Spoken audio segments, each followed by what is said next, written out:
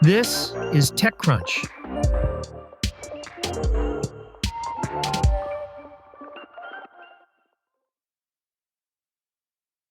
Google will not be forced to break up its search business, but a federal judge has tentatively ordered other changes to the tech giant's business practices to keep it from further anti-competitive behavior.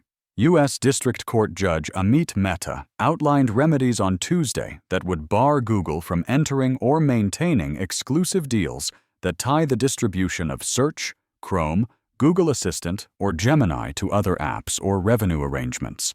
For example, Google wouldn't be able to condition Play Store licensing on the distribution of certain apps, or tie revenue share payments to keeping certain apps.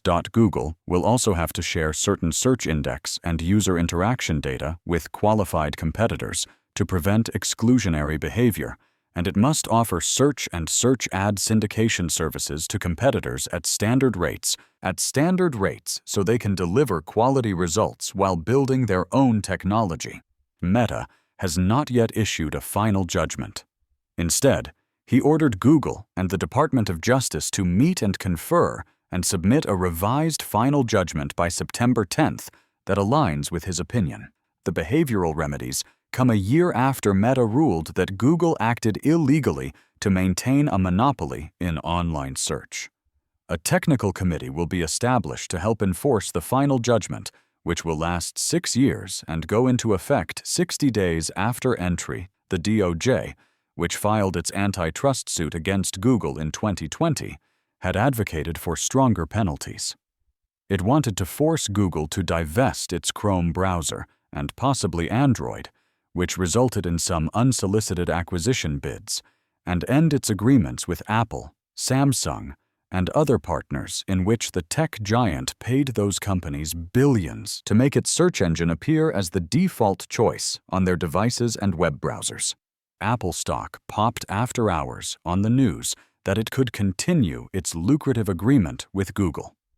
Google spent more than $26 billion in 2021 alone to secure default search placements on devices, and about $18 billion of that spend went solely to Apple, with whom Google shares 36% of its search ad revenue from Safari.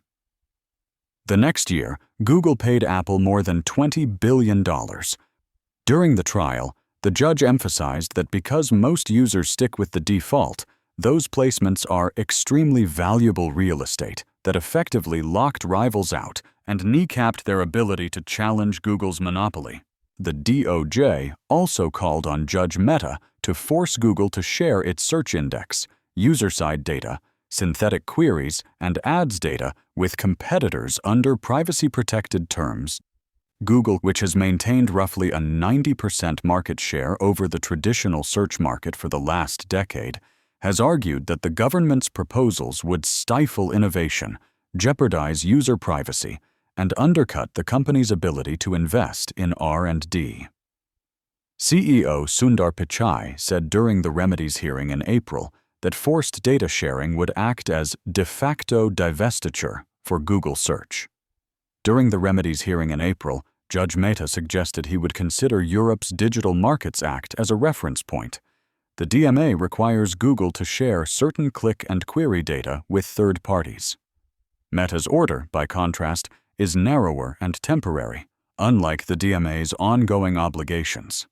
It's also much more limited than the sweeping access the DOJ requested, which potentially included source code, full search ranking algorithms, and broader infrastructure elements, which Google has said would essentially give away its entire intellectual property. William Kovacic, a global competition law professor at George Washington University and former Federal Trade Commission commissioner, told TechCrunch, "This has inspired a big debate about whether Europeans with the Digital Markets Act have it right. That is, do you need descriptive rules, or do you rely on the technical case-by-case adjudication?" Put another way, does the European experience tell us something about feasibility and implementation here? Does it tell us something about what Google can live with? That same question around how far regulators should go in reshaping Google's business will also loom large in the tech giant's other antitrust battles. Judge Mehta's decision may also affect the outcome of a separate antitrust trial Google is currently engaged in relation to its advertising technology business. In April 2025, Judge Leonie Brinkema found that Google illegally monopolized ad tech markets. The remedies trial is scheduled for late September and will focus on the DOJ's proposed divestitures and other measures. Kovacic said, "We've never had a circumstance in which the Department of Justice has had two largely parallel cases involving major elements of alleged misconduct against the same dominant firm with two parallel remedy processes going ahead." Kovacic added that even though Meta has released his much-anticipated remedies, there are many acts to this play to go, in the form of Google's appeal and potential escalation to the Supreme Court. He said, "It won't be over until late 2027 or early 2028. The battle over $20 billion worth of climate-related funding authorized by Congress continues as an appellate court ruled on Tuesday in favor of the Environmental Protection Agency, which had terminated Biden-era grants made to nonprofits. The legal tussle stems from EPA Administrator Lee Zeldin's decision to cancel grants dispersed as part of the Inflation Reduction Act. Zeldin said that the grants did not match the EPA's current priorities and claimed, without evidence, that he had concerns about fraud. A district court had previously ruled that Zeldin's actions were arbitrary and capricious. The two majority justices, both Trump appointees, wrote that Zeldin's cancellation of the contracts was valid and that the government must ensure proper oversight and management of the grants. They cited in support of their decision an undercover video taken by Project Veritas, a conservative activist group that releases deceptively edited videos. In March, court filings revealed that the EPA, along with the FBI and the EPA Inspector General, had instructed Citibank to freeze money that had already been placed in accounts controlled by the nonprofits. The money was largely to be used for loans, which would be paid back and reused.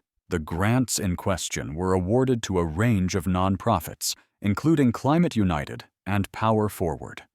At the time of the March hearing, Climate United had committed to $392 million in projects based on the money in its accounts, including $63 million for solar power developments in Oregon and Idaho, and another $31.8 million in solar projects in rural Arkansas.